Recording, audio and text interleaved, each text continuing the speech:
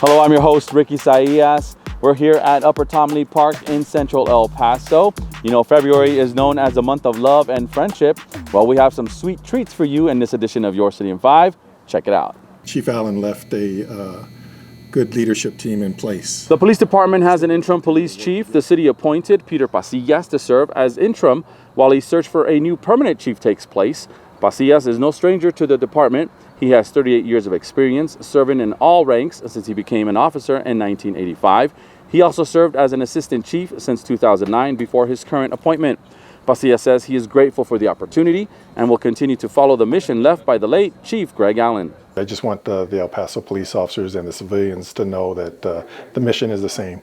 We have the duty and responsibility to protect the public, and we're going to keep on doing that. And we're going to work as hard as we can as a team. I'll get together with all the senior leadership so we can come out with a strategy to prioritize the way we want to go. Chief Pasillas has a Bachelor of Science in Organizational Leadership from Mountain State University. The city has started the process of finding a permanent police chief. The public library is expanding digital resources for the community. It now has files from the Border Heritage Center. Thanks to a humanities relief grant, 18th and 19th century maps and the McCaw and Stockwell photograph collection are now included in the digital archive. The library is adding more files to the database that embraces our heritage. The archive can be accessed by visiting elpasolibrary.org. It is February, the month of love, and if you're thinking of proposing to that special someone this month, let me tell you, you're in the right place. According to a study by personal finance company WalletHub.com, El Paso is one of the best cities in the country to host a wedding. They studied 180 cities. El Paso came out as the 8th best place to get married because it's affordable.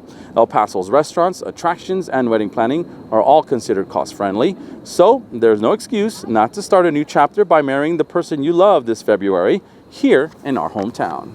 While February means flowers and chocolates for some, for others, it might bring bitter feelings towards an ex. Well, you can name a Madagascar hissing cockroach after an ex or someone who's just bugging you on Valentine's Day. The El Paso Zoo is now taking names for this year's annual Quit Bugging Me event. You can submit a name now through Valentine's Day by visiting the zoo website. Donations are welcome, but not necessary. So listen for the crunch. If you're looking for a Valentine of your own, El Paso Animal Services is sure to have a furry friend that will steal your heart. Beginning next week, El Paso Animal Services will host their Big Dogs, Bigger Hearts adoption promotion, where all dogs over 30 pounds will have adoption fees waived. The event will go through Saturday, February 18th, and adoption hours at the shelter will be extended until 7 p.m.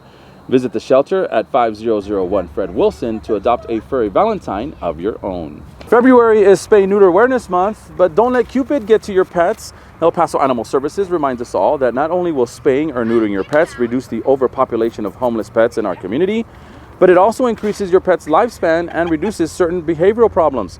To find a local veterinarian to get your pet fixed, just visit epvma.org.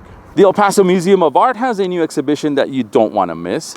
There's a Woman in Every Color features more than 40 pieces of art that represent African American women all over our country from the last 2 centuries. The exhibition is divided in sections and gives viewers the opportunity to explore different types of art, such as documented histories, artistic exploration, and portraits. The museum also has workshops as part of the exhibit. Visit the museum on social media for more information. More than a dozen people took a plunge in the chilly water at Camp Cohen Water Park. Your City in 5 media specialist Jose Solis tells us why they were freezing for a reason.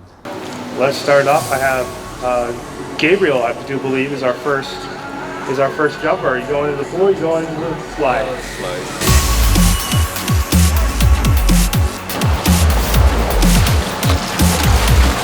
Polar plunge is an opportunity in this, early, kind of late winter, early spring to get out and, show support for Special Olympics. 2, 1, go.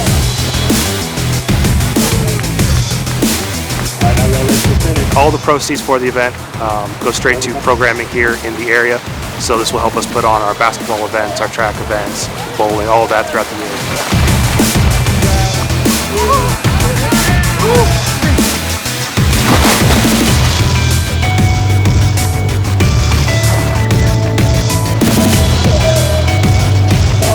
Oh my God! 1. Ready? You guys get that? 1, 2,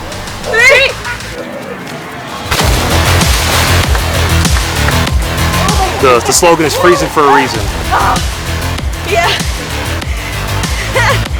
We're all Paso water parks and we're freezing for a reason. We're having too much fun on this edition of Your City in 5 from Tom Lee Park. For Jose Solis, who's behind the camera, I'm Ricky Sayes. Stay safe and please be good to each other. We'll see you next time on Your City in 5. Woo-hoo-hoo!